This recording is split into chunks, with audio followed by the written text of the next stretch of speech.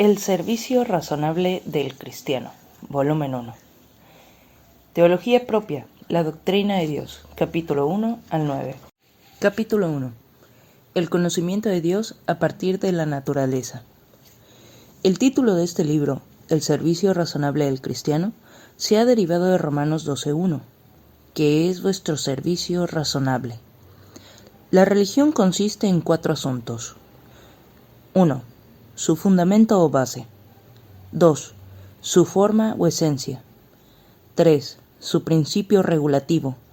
Y 4. Su manifestación práctica. Asunto 1. El fundamento de la religión. En primer lugar, el fundamento de la religión es el carácter de Dios. Las obras de su omnipotencia y benevolencia ciertamente son razones para estimular al hombre a servir a Dios, pero no son la base para tal servicio. Este fundamento es el carácter mismo de Dios. Dios posee en sí mismo toda la gloria y dignidad para ser servido, incluso si no existiera ninguna criatura. Ninguna criatura podría tener su existencia si no es de Él y a través de Él. Por su existencia misma, la criatura está obligada a la majestad de Dios para existir con el propósito de servir a Dios, teniendo su origen en Él y existiendo en virtud de su influencia. Si esta criatura es racional, entonces Dios, por ser Dios, obliga al que ha sido puesto directamente bajo su Creador a honrar y servir a Dios y dedicarle toda su existencia. El carácter de Dios obliga eternamente a la criatura a esto y, por lo tanto, también al hombre. ¿Quién no te temerá, oh Rey de las naciones? Porque a ti es debido el temor. Jeremías 10:7. Tú afirmaste la tierra y subsiste.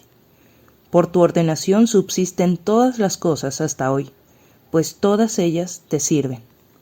Salmo 119, 90-91. Asunto 2. La forma o esencia de la religión.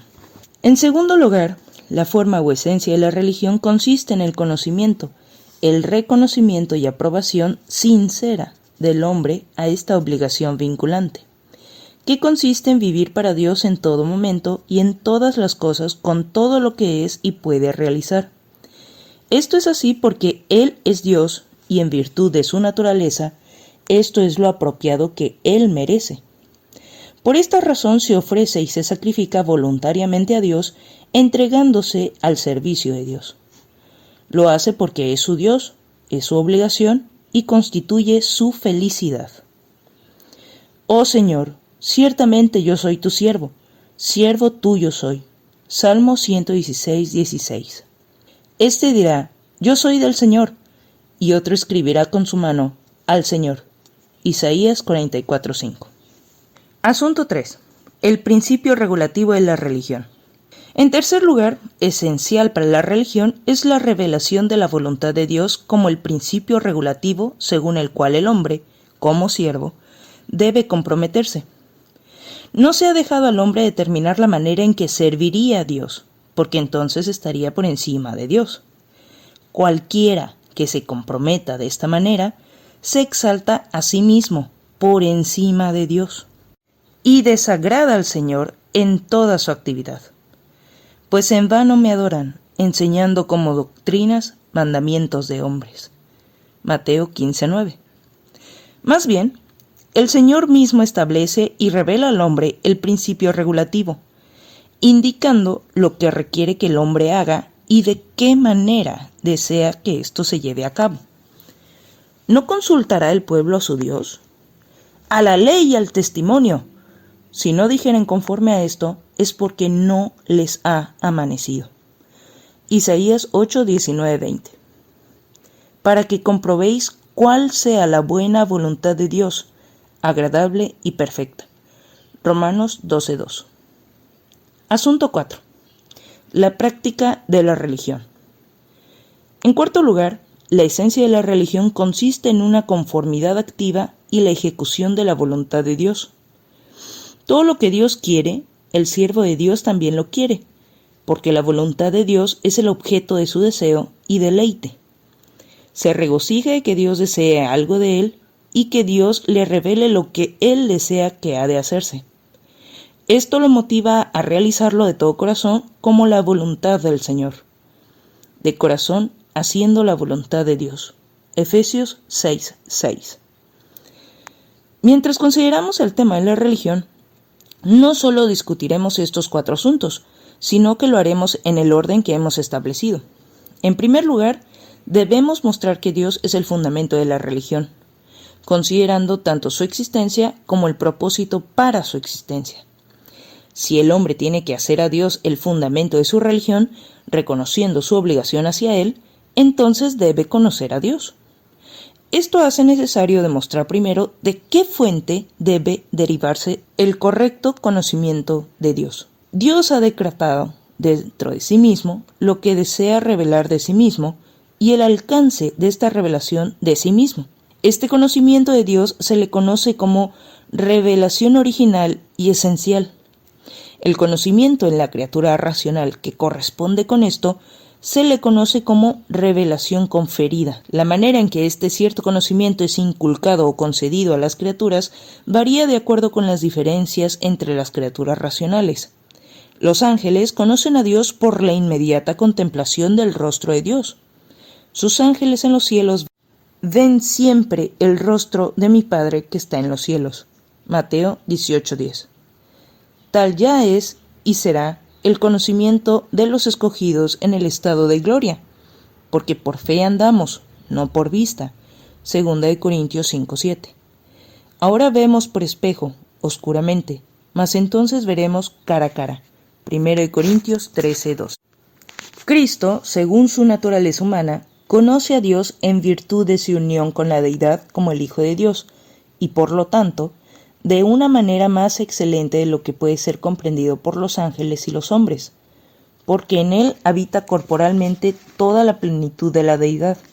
Colosenses 2:9. Dios no da el Espíritu por medida. Juan 3:34. El hombre en la tierra conoce a Dios por revelación.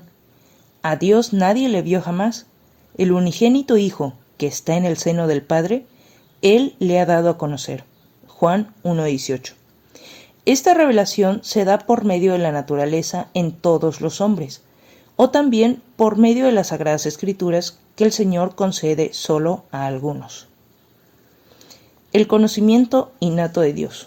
Dios ha creado en todos los hombres un conocimiento innato de que hay Dios, es decir, un reconocimiento de que Dios existe. Esto no significa que el hombre en su existencia sea inmediatamente consciente de Dios, sino que esta conciencia surge gradualmente con el aumento de la edad. Este conocimiento es innato en el hombre, tal como la razón es innata, la cual el hombre tampoco ejerce inicialmente.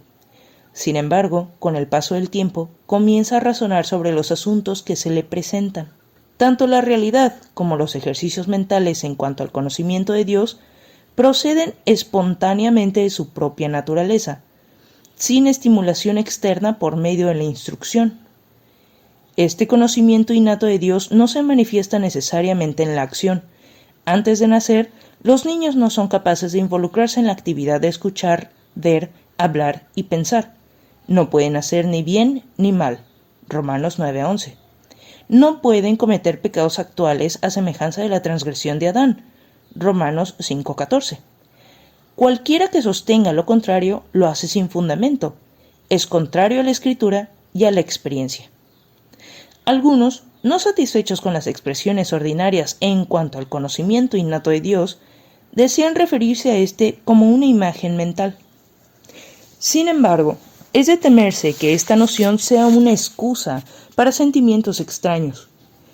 Esto sugeriría, por ejemplo, que esta imagen mental increada, como un espejo, revelaría al hombre todas las perfecciones de Dios y de sus criaturas, y que el hombre pasivamente, por mera observación o en respuesta a esta imagen mental, sería capaz de conocer todas estas perfecciones. ¿Qué más sugiere esto que el hecho de que Dios es finito y que la imagen mental dentro del hombre es infinita? Por consiguiente, el conocimiento de Dios no sería obtenido por el hombre como objetos creados a partir de las revelaciones de Dios sobre sí mismo y sus criaturas, sino a partir del interior de nosotros mismos, derivado de esta imagen mental innata. Esto no es más que atribuir infalibilidad a todo hombre. Esto pondría la infalibilidad de una persona en conflicto directo con la infalibilidad de otra persona, por los puntos de vista opuestos que puedan tener sobre este asunto. De esto se deduce que todos los puntos de vista sobre Dios no son más que fantasías y sueños despiertos, que, por decirlo suavemente, no sirven más que para generar ideas confusas y necias sobre este asunto. No obstante, si uno entiende que esta imagen mental no es otra cosa que la capacidad innata de reconocer a Dios, es decir, de percibir que Dios existe, es creador y gobernante sobre todas las cosas y es Señor sobre toda persona, de tal manera que todo hombre está obligado a vivir según su voluntad y que quien no lo haga debe esperar la justa manifestación de su ira, a pesar de que todo esto está impreso en la conciencia de cada hombre, si tal es el entendimiento, entonces este asunto se ve correctamente. Sin embargo, se debe evitar esta terminología de imagen mental. Puede, además de lo mencionado, generar imágenes de Dios dentro de la mente similares a las imágenes externas que crea el catolicismo romano, ambas prohibidas en el segundo mandamiento. La percepción interna de la forma e imagen de todas las cosas no es innata en el hombre. A menos que haya evidencia de lo contrario, esto debe ser negado enfáticamente. El hombre no adquiere conocimiento sobre las cosas a partir de su interior, sino a partir de su propia observación con sus 5 sentidos. ¿Qué imagen o percepción tenemos en cuanto a la forma de los animales que viven en otras partes del mundo que nunca hemos visto u oído mencionar? Es como si no existieran ni hubieran existido nunca. ¿Tiene un niño, antes de su nacimiento o en el momento de su nacimiento, una imagen mental de un león, un perro o un gato, así como de su estructura física y su naturaleza? Por supuesto que no. Para que Adán pudiera nombrar a los animales según su especie, los animales tuvieron que ser llevados primero a Adán. Génesis 2:19. El hombre ve, oye, degusta, huele y toca varios objetos desde la infancia antes de apreciarlos de manera consciente. Cuando se acostumbre a ellos, con el tiempo, llegará a comprender estas cosas. El concepto de que él, sin la participación consciente de sus 5 sentidos, adquiere el conocimiento por medio de imágenes innatas, ya presentes antes de su nacimiento, debe ser rechazado tan pronto como se formula. De manera similar, funcionamos dentro del ámbito del cristianismo. Desde la infancia observamos las obras de Dios en la naturaleza sin razonar sobre ellas o prestarles especial atención. Desde la infancia escuchamos mencionar que somos hechos por Dios, lo que causa que el conocimiento innato de un Dios, o para que no se malinterprete el reconocimiento de Dios, se active. Se convierte en realidad y aumenta más y más, aunque de manera desigual, es decir, en uno más que en el otro. La idea de que el hombre, al observar las obras de Dios, al ser instruido acerca de Dios o al escuchar sobre Dios, es capaz de desarrollar esta imagen mental innata de Dios, es irracional y totalmente errónea. El hombre, habiendo sido dotado de un conocimiento innato y creado con la habilidad de razonar, así como de reconocer a Dios, es capaz de conocer a Dios a su debido tiempo. Esta es la razón por la que Dios se revela a sí mismo, como se evidencia en Romanos 1, 19 al 20. Lo que se puede conocer de Dios, que no es la esencia total de Dios, ni lo que Dios revela y da a conocer a los ángeles, los santos en la tierra y los santos glorificados en el cielo, sino lo que los paganos son capaces de conocer a partir de la naturaleza al observar las obras de Dios. No es evidente para los paganos por medio de imágenes mentales innatas, sino en virtud de la revelación de Dios a ellos. ¿Cómo? ¿Por medio de imágenes mentales? No, sino que lo saben a partir de las obras de Dios, porque las cosas invisibles de Él, su eterno poder y deidad, se hacen claramente visibles desde la creación del mundo, siendo entendidas por medio de las cosas hechas. Romanos 1:20. Por consiguiente, en la ausencia de la Sagrada Escritura, los paganos han tenido el conocimiento de Dios en la medida en que podían obtenerlo a partir de la luz de la naturaleza. Esto consiste en lo que puede ser conocido de Dios en distinción con lo que debe ser creído con respecto a Dios, según el testimonio del apóstol en Romanos 1, 16 al 17. Que el hombre posee tal conocimiento innato de Dios es evidente en el siguiente pasaje, porque cuando los gentiles que no tienen ley hacen por naturaleza lo que es de la ley, estos, aunque no tengan ley, son ley para sí mismos, mostrando la obra de la ley escrita en sus corazones, dando testimonio su conciencia y acusándoles o defendiéndoles sus razonamientos. Romanos 2, 14 al 15. Aquí el apóstol se refiere a las personas que no poseen las Sagradas Escrituras. Afirma que la ley está escrita en sus corazones y que saben por naturaleza que deben vivir de acuerdo con esta ley. Por lo tanto, son ley para ellos mismos.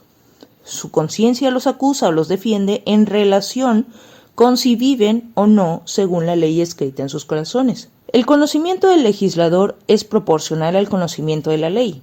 Este conocimiento los obliga a la obediencia y enseña que el legislador recompensará justamente al obediente y castigará al desobediente. Por ende, este legislador, que no es un hombre, es reconocido como Dios. La capacidad innata del hombre para razonar le permite adquirir conocimiento en diversos temas por medio de la investigación, así como aumentar estos conocimientos adquiridos.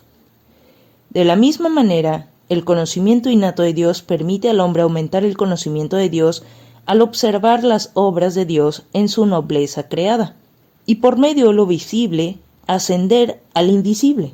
Lo que es visible no podría quizás comunicar al hombre que existe un Dios si antes no tuviera una impresión de Dios en su alma. Este conocimiento interno de Dios puede ser aumentado al observar a las criaturas y sus experiencias como representativas de las actividades y el gobierno de Dios. Por lo tanto, esto se le conoce como el conocimiento externo de Dios, que se deriva de las cosas externas. Romanos 1, 19, 20. Job testifica de esto. Y en efecto, pregunta ahora a las bestias, y ellas te enseñarán, a las aves de los cielos, y ellas te lo mostrarán, o habla a la tierra, y ella te enseñará. Los peces del mar te lo declararán también. ¿Qué cosas? De todas estas, no entiende que la mano del Señor la hizo. Job 12, 7 al 9. Esto se confirma aún más en los siguientes pasajes. Los cielos cuentan la gloria de Dios, y el firmamento anuncia la obra de sus manos. Un día emite palabra a otro día, y una noche a otra noche declara sabiduría. No hay lenguaje, ni palabras, ni es oída su voz. Salmo 19, 1 al 3.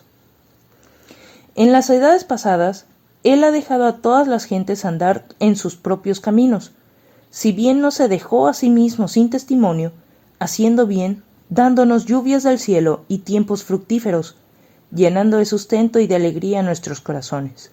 Hechos 14, 16 al 17. De todo esto se hace evidente que el hombre por naturaleza posee un conocimiento de Dios tanto externo como interno. Los filósofos más brillantes han hecho muchos progresos en este conocimiento como resultado de la observación de las criaturas. Uno puede aumentar este conocimiento de una manera triple. 1. Mediante la negación, excluyendo de Dios toda imperfección, fragilidad, carácter definitivo e insignificancia, todo lo cual se encuentra en la criatura. 2.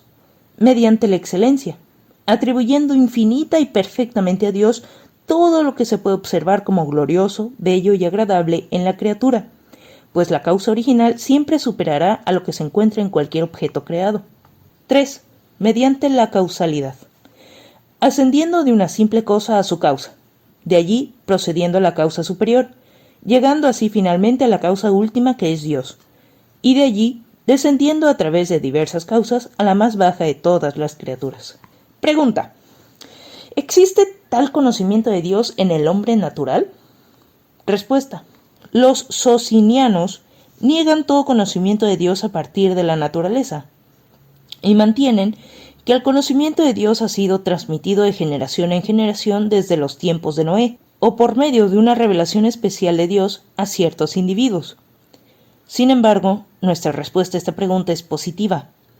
En primer lugar, esto es evidente a partir de los textos anteriormente mencionados. Romanos 2, 14 al 15, Romanos 1, 19, Job 12, 7 al 9, Salmo 19, 1 al 3 y Hechos 14, 16 al 17. En segundo lugar, esto es evidente a partir de la experiencia que enseña que no hay una nación bajo el sol que no reconozca una deidad. Los mismos paganos dan testimonio de esto en sus escritos. Los cristianos, que en virtud de los viajes marítimos a Asia, África y América, han visitado lugares en los que nunca han estado. Han descubierto que todas las naciones, por muy salvajes que pudieran haber sido, tenían la impresión de una deidad, aunque algunas no manifestaran ningún ejercicio de religión. Por consiguiente, el mundo entero exclama: ¡hay un Dios! En tercer lugar, esto es evidente a partir de la inclinación del hombre a honrar algo que es tangible. La adoración religiosa de tales cosas da evidencia de que hay una impresión externa de la existencia de un Dios. Los elevados afectos de los hombres no podrían ser persuadidos para honrar un pedazo de madera o piedra a menos que consideraran que contiene una deidad o que es representativo de la presencia inmediata de una deidad que estaría complacida con tal servicio.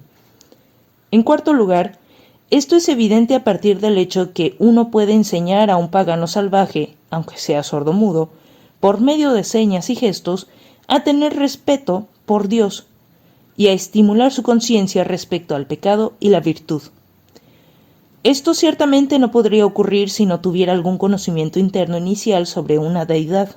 En quinto lugar, si el conocimiento de Dios en el hombre no fuera innato y le faltara la capacidad de ascender al Dios invisible por medio de lo visible, entonces los paganos estarían sin pecado. En la ausencia de un legislador tampoco hay ley, y donde no hay ley, no hay transgresión. Por lo tanto, no podrían ser condenados. Es absurdo que se aferren a esto último, y, por consiguiente, es indiscutible que los paganos tienen conocimiento de Dios. Objeción 1. Todo lo que le viene naturalmente al hombre debe encontrarse en todos los hombres de todas épocas. Sin embargo, el conocimiento de Dios no se encuentra en todos, ya que en algunos paganos se ha observado que no se ha encontrado el menor rastro de religión. Tal conocimiento de Dios no siempre está presente, ya que David afirma: dice el necio en su corazón, no hay Dios. Salmo 14:1. Y Pablo alude a los ateoi, o ateos, sin Dios en el mundo. Efesios 2:12. Respuesta. Parte 1. Esta objeción es un petitio principii, petición de principio. Este es precisamente el punto de discusión. Sostenemos que el reconocimiento o la impresión de la existencia de un Dios se encuentra en todos, de todas las épocas, como hemos demostrado de una manera quíntuple. Esto es potencialmente cierto y también en lo que respecta a la racionalidad del hombre. Parte 2. Aunque pudiera haber personas que no den la menor prueba de alguna religión, no se deduce necesariamente que no haya ninguna impresión en cuanto a una deidad oculta en sus corazones. Nuestra discusión no concierne a la práctica de la religión, sino a la propensión hacia el reconocimiento de una deidad. Parte 3. David habla de necios, de personas impías entregadas a sí mismas, que testifican con su comportamiento que no honran, ni temen, ni sirven a una deidad. Por medio de su maldad buscan borrar la impresión que tienen con respecto a Dios y desean precipitadamente silenciar su conciencia perturbada. David, sin embargo, no aborda aquí el conocimiento innato de Dios. Parte 4. Pablo llama a tales individuos ateos que no tienen a Dios como su Dios reconciliado, benefactor o salvación, ni como su esperanza para la felicidad eterna. Este texto, obviamente, no se relaciona con este asunto. Objeción 2. Siempre han existido ateos y aquellos que rechazan completamente a Dios. En nuestros días, el ateísmo está claramente desencadenándose en Francia, en Inglaterra y en cierta medida también en Holanda, principalmente a través de varias sectas. Hay incluso algunos que introducen astutamente el ateísmo, secreta o abiertamente, por medio de sus discursos, sus escritos y sus estilos de vida. Su objetivo es distorsionar la escritura al establecer la razón como el expositor de la Sagrada Escritura y, al hacerlo, eliminar tanto su autoridad divina como su infalibilidad.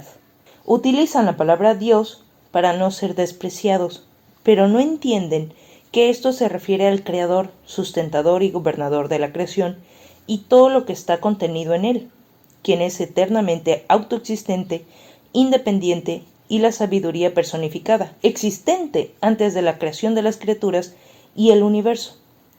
Ellos entienden más bien que se refiere a la naturaleza común de todas las cosas, como si ésta fuera el origen y la causa que sostiene todas las cosas, siendo gobernadas de la misma manera que los engranajes que ponen en marcha mi reloj. La fortuna y la desgracia ocurrirían entonces debido a los movimientos de la naturaleza en objetos específicos, implicando que uno debe ser pasivo y estar quieto en respuesta a estos movimientos, ya que no pueden ser cambiados ni resistidos.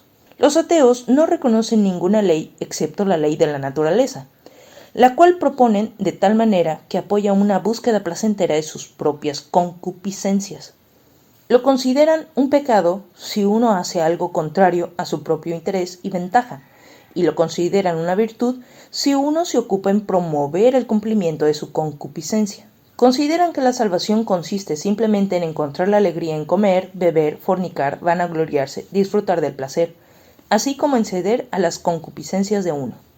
La mentira y el engaño se consideran medios honorables para obtener tal dicha, o para permitirles evitar lo que los perturbaría en su dicha.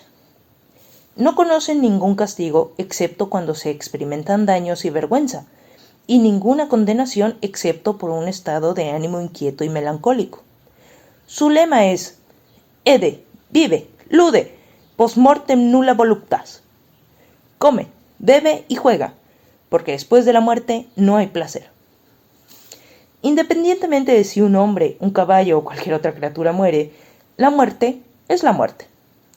Ridiculizan la existencia del alma, de los ángeles y de los demonios, y los relegan al ámbito de las fábulas.